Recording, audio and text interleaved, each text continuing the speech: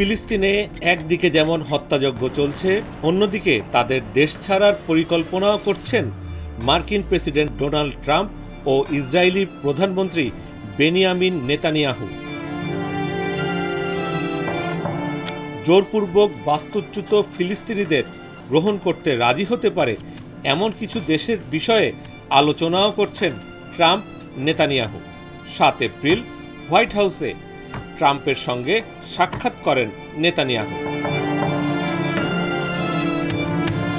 গাজায় ইসরায়েলি বর্বরতার প্রতিবাদে যখন যুক্তরাষ্ট্রসহ পুরো বিশ্ব উত্তাল, তখন নেতানিয়াহুকে হোয়াইট হাউসে রীতিমতো আপ্যায়ন করেছেন ট্রাম্প। যুক্তরাষ্ট্রের এই আচরণ ক্ষোভকে আরও উস্কে দিচ্ছে।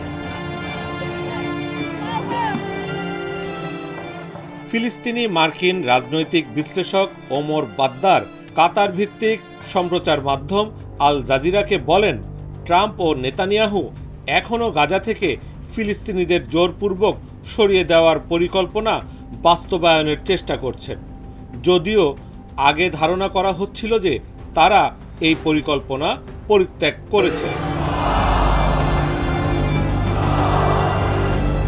ট্রাম্প নেতানিয়াহুর বৈঠককে অত্যন্ত ঘৃণ্য মন্তব্য করে ওমর বাদ্দার বলেন, এই বৈঠক প্রমাণ করে যে যুক্তরাষ্ট্রের কাছে ইসরায়েল মূলত এমন একটি রাষ্ট্র যা সব নিয়ম বা আইনের ঊর্ধ্বে।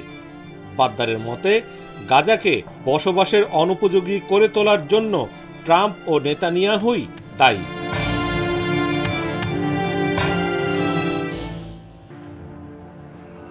বিশ্বজুড়ে যতই প্রতিবাদ বিক্ষোভ হোক না কেন, গাজায় হত্যাযজ্ঞ চালিয়েই যাচ্ছে ইসরায়েল। ৭ এপ্রিল সকালেই ইসরায়েলি হামলায় নিহত হয়েছে আরও ৬০ জন ফিলিস্তিনি। এ নিয়ে ২০২৩ সালের ৭ অক্টোবর থেকে এ পর্যন্ত প্রাণহানি বেড়ে দাঁড়ালো ৫০,৭০০ জনে। আহত হয়েছে ১,১৫,০০০-এর বেশি মানুষ। আর এই সংঘাতে গাজা ভূখণ্ডের অর্ধেকই চলে গেছে ইসরায়েলের দখলে।